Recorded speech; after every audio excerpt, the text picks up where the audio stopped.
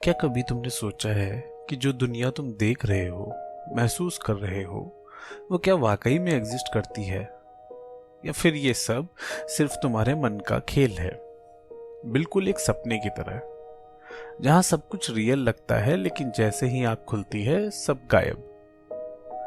ये वही सवाल है जिसका जवाब देने की कोशिश की थी आइडियलिज्म ने। एक ऐसी फिलॉसफी जो कहती है reality is not outside, it's inside you. आज इस वीडियो में हम बात करेंगे आइडियलिज्म की, प्लेटो, बर्कले और कैंट के नजरिए से। आइडियलिज्म एक फिलोसॉफिकल थॉट है जिसका सीधा सा सवाल है, असली रियलिटी क्या है? और इसका जवाब थोड़ा सा हिला देने वाला है।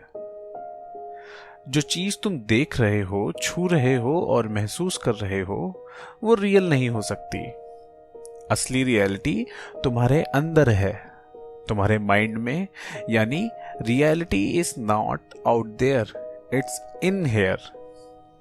आइडियलिज्म का कॉन्सेप्ट 2500 साल पहले से एग्जिस्ट करता आ रहा है।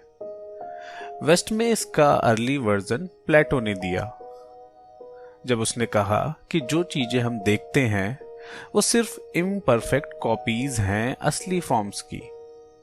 प्लेटो से पहले भी कुछ थिंकर्स जैसे पार्मेनिडेस और पाइथागोरस ने रियलिटी को माइंड के एंगल से देखने की कोशिश की थी, लेकिन प्लेटो ने उसे एक सिस्टमैटिक फॉर्म दिया। उसके बाद ये आइडिया बर्कले और कैंट तक इवॉल्व होता गया। ये आइडिया तब और स्ट्रांग बन गया जब लोगों ने रियलाइज किया कि हमारी 5 सेंसेस हमेशा एक्यूरेट नहीं होती। जैसे ऑप्टिकल इल्यूजन्स, आंखों को कुछ और दिखाते हैं जबकि रियलिटी कुछ और होती है।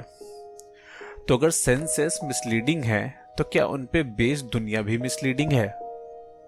आइडियलिज्म इसी थॉट को एक्सप्लोर करता है।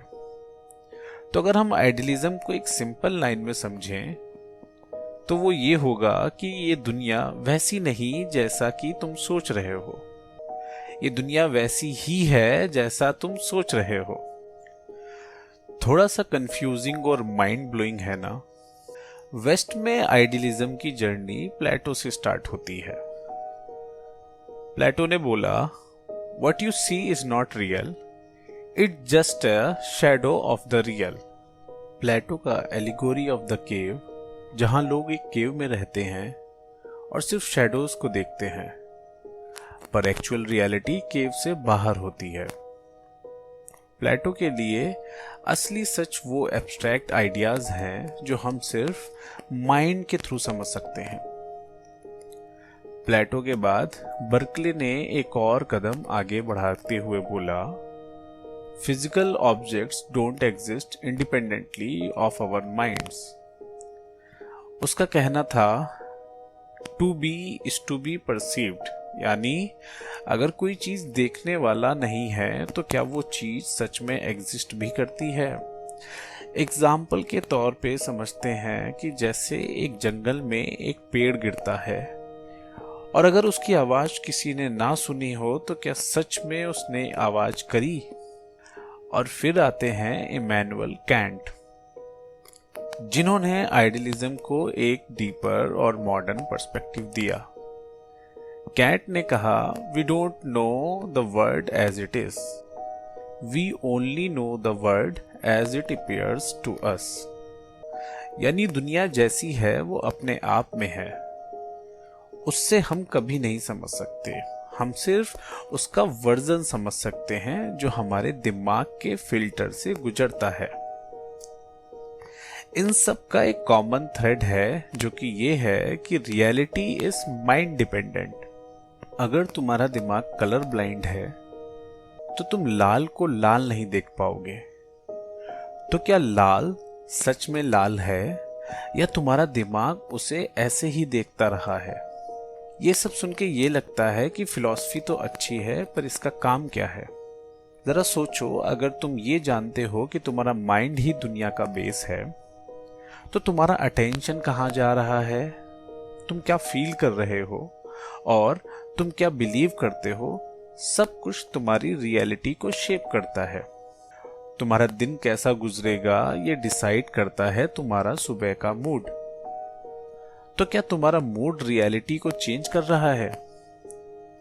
आइडियलिज्म कहता है हाँ, अगर तुम्हारा बिलीफ सिस्टम नेगेटिव है दुनिया हर वक्त खिलाफ ही जाएगी, पर अगर तुम्हारा बिलीफ सिस्टम एम्पावरिंग है तो तुम्हें हर चैलेंज में एक अपॉर्चुनिटी दिखेगी। ये सिर्फ मोटिवेशन वाली बात नहीं है, ये एक डीप साइकोलॉजिकल ट्रुथ है। एक रियल लाइफ एग्जांपल से समझते हैं। एक इंसान को जॉब से निकाल दिया गया। अब इस सिचुएशन में सोचने का एक नजरिया ये हो सकता है कि मेरी लाइफ खत्म हो गई, और दूसरा नजरिया ये भी हो सकता है कि ये शायद एक सिग्नल है कुछ नया करने का। यहां पे रियलिटी वही है, जॉब चली गई, लेकिन परसेप्शन ने उस रियलिटी का मतलब बदल दिया।